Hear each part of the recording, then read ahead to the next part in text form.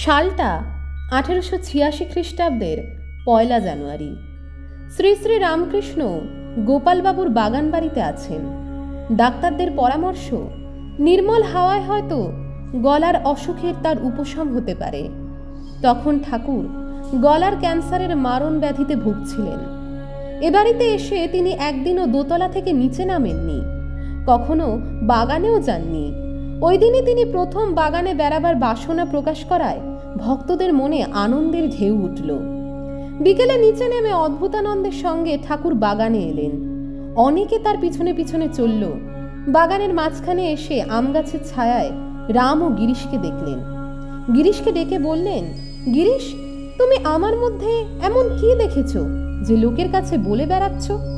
গিরিশ নতজানু হয়ে বললেন, আমি এমন কি আর বলেছি? ব্যাস, বাল্মীকি, যার বিষয় বলে অন্ত করতে পারিনি। গিরিশের এই দৃঢ় বিশ্বাসে, অকম্পিত আস্থায় ঠাকুর শিহরিত হয়ে গেলেন। তিনি তৎক্ষণাৎ সমাধিমগ্ন হয়ে পড়লেন। সমস্ত মুখমণ্ডল একটি প্রদীপ্ত জ্যোতিতে ভাস্বর, দেহে পবিত্রতা। তাই দেখে গিরিশ ঘোষ জয় রামকৃষ্ণ, জয় রামকৃষ্ণ বলে চিৎকার করে উঠলেন। বারবার তার পায়ের ধুলো নিতে লাগলেন। ঠাকুর আধো জ্ঞানের মধ্যে বলতে লাগলেন, তোমাদের আর কি বলবো, তোমাদের চৈতন্য হোক। জ্ঞান চক্ষু দিয়ে তোমরা জগৎকে দেখো, আমাতে আস্থা রাখো। ভক্তগণ সেদিন চিৎকার করে বলে উঠেছিলেন, জয় ঠাকুর। চরণে প্রণত সমাগত সকল ভক্তকে বারংবার এই কথাই বলতে লাগলেন তিনি। বহুক্ষণ বাদে ঠাকুর এই দিব্য বিভার পরিমণ্ডল থেকে আবার সহজভাবে ফিরে আসেন। তিনি বললেন, গুরুতে মতি রাখলেই ঈশ্বর লাভ হয় এমন ধারণার কোনো প্রমাণ নেই। চৈতন্য, খ্রিস্ট, বুদ্ধদেব, শ্রী শ্রী রামকৃষ্ণ পরমহংস ইত্যাদি মানুষের কাছে শরণাগত হয়ে মানুষের মোহ দূর হয়ে যায়। তখন গুরু আর শিষ্যের লৌকিক কোনো সম্বন্ধ থাকে না। অন্তরের আলোকে মানুষ বলে ওঠে, হে গুরু, তোমাতেই ঈশ্বর প্রত্যক্ষ করি, তুমিই সর্বে সর্বা। নিজেকে কেউ গুরু বললে তিনি অসন্তুষ্ট হলেও মনে মনে মানতেন, গুরু ভক্তি না হলে সাধারণের মুক্তির উপায় নাই। ঠাকুর গুরু ভক্তি সম্পর্কে বলতেন, অর্জুনের মতো ভক্তি চাই বলেই একটি গল্প শোনালেন।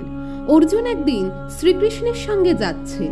এমন সময় কৃষ্ণ বললেন, দেখো সখা, কেমন এক ঝাঁক পায়রা উড়ে যাচ্ছে।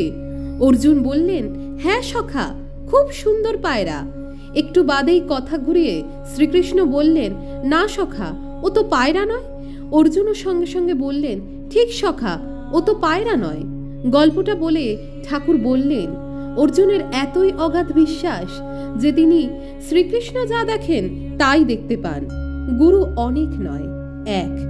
যে যে শরীরে ঈশ্বরের ভাব প্রকাশ পায় তারা ভিন্ন হলেও গুরু, কারণ ভাবলোকে সকলেই এক। ঠাকুর আরো বলতে লাগলেন, গুরুর প্রতি নিষ্ঠা অবশ্যই প্রয়োজনীয়।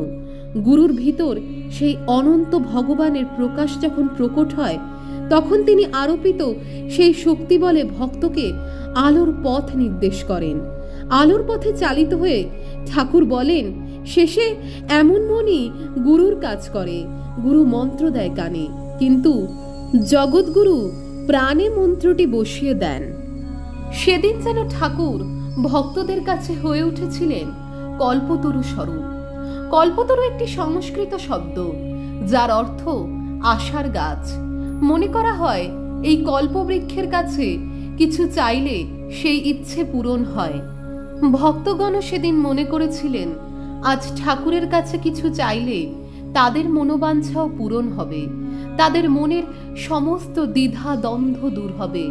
ঠাকুরের কথা শুনে মনের সমস্ত জট খুলে যাবে। কেননা শৈশব থেকেই অপরকে সৎ পথে নিয়োজিত করার প্রবণতা ঠাকুরের মধ্যে বর্তমান ছিল।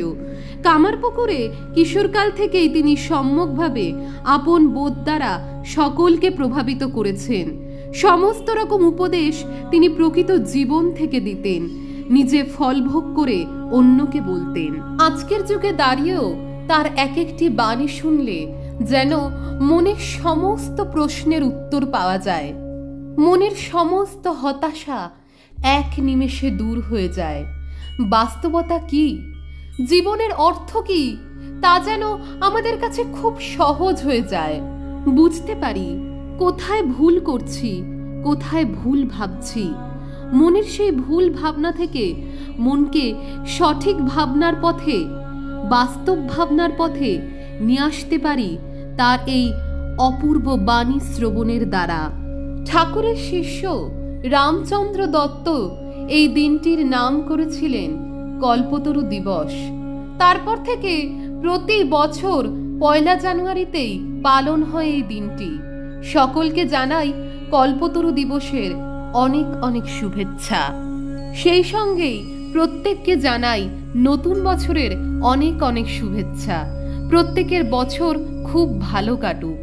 সকলে ভালো থাকবেন, সুস্থ থাকবেন। আর চ্যানেলে প্রথমবার হয়ে থাকলে অবশ্যই লাইক করে সাবস্ক্রাইব করতে ভুলবেন না। দেখা হচ্ছে পরবর্তী নেক্সট ভিডিওতে। Always be positive and motivated. জয় শ্রী শ্রী ঠাকুর রামকৃষ্ণ পরমহংস।